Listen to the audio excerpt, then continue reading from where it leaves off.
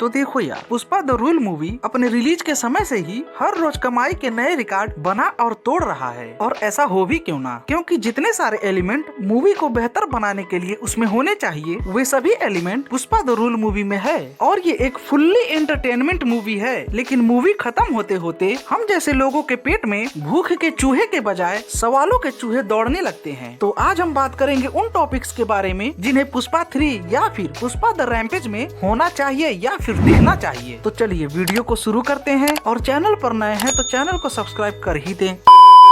इस वीडियो में सबसे पहले हम बात करेंगे पुष्पा 3 मूवी के टाइटल पुष्पा द रैम्पेज का, क्योंकि पुष्पा 3 मूवी में ये सारा खेल रैम्पेज वर्ड का ही होने वाला है। वैसे तो आप सभी लोग पढ़े लिखे और समझदार हो, लेकिन फिर भी मैं आप लोगों को बताना चाहता हूँ कि रैम्पेज वर्ड का मतलब होता है हिंसा, बदले की भावना और हिंसात्मक व्यवहार करना। तो आप लोग जरा सोच कर देखिए, डायरेक्टर सुकुमार ने जिस कैरेक्टर को यानी कि पुष्पा के कैरेक्टर को पहले से ही इतना अड़ियल, वॉयलेंट और ब्रूटल दिखाया है, जरा सोचिए कि बदले के भावना में वो कितना ब्रूटल और वॉयलेंट हो सकता है।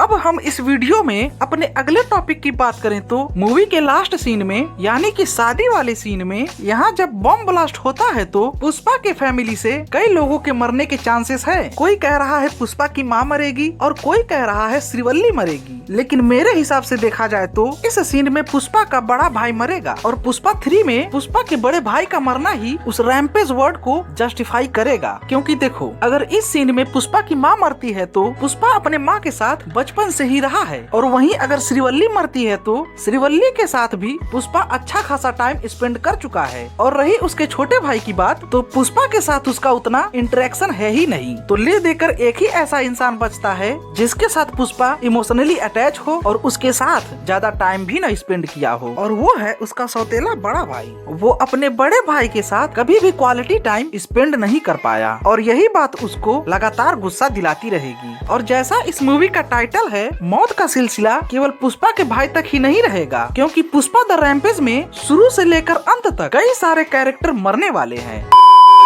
और वहीं अगर हम सेंट्रल मिनिस्टर के बारे में बात करें तो ये क्वेश्चन मन में उठता ही है, और हो सकता है कि सेंट्रल मिनिस्टर सिद्धप्पा के तरह ही कुर्सी हासिल किया हो। और देखो, इस बात को इस तरीके से समझा जा सकता है कि जैसे सिद्धप्पा को आगे बढ़ाने में पुष्पा का हाथ है, ठीक उसी तरीके से हो सकता है कि सेंट्रल मिनिस्टर को आगे बढ़ाने में इस बंदे का हाथ हो। और कई लोग ये भी गेस कर रहे हैं कि ये बंदा कोई और नहीं, इंस्पेक्टर शेखावत है। लेकिन सच कहा जाए तो ये बंदा कौन है ये किसी को भी पता नहीं है।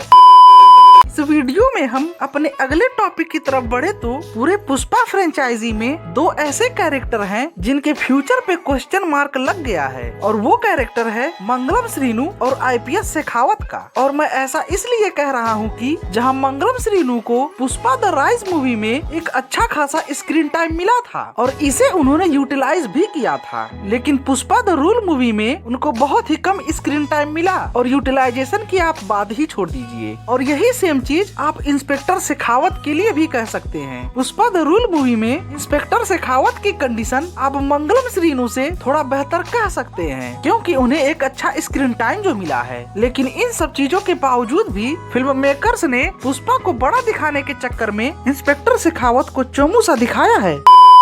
अगर आप लोगों ने अभी तक पुष्पा द रूल मूवी देख ली है तो आप लोगों को ये अंदाजा हो ही गया होगा कि पुष्पा द रैम्पेज मूवी का स्टोरी लाइन इंटरनेशनल लेवल तक पहुंचने वाला है, और साथ ही साथ ये स्टोरी लाइन चंदन की तस्करी और आपसी रंजिश वाले एंगल को साइड में कर सकता है।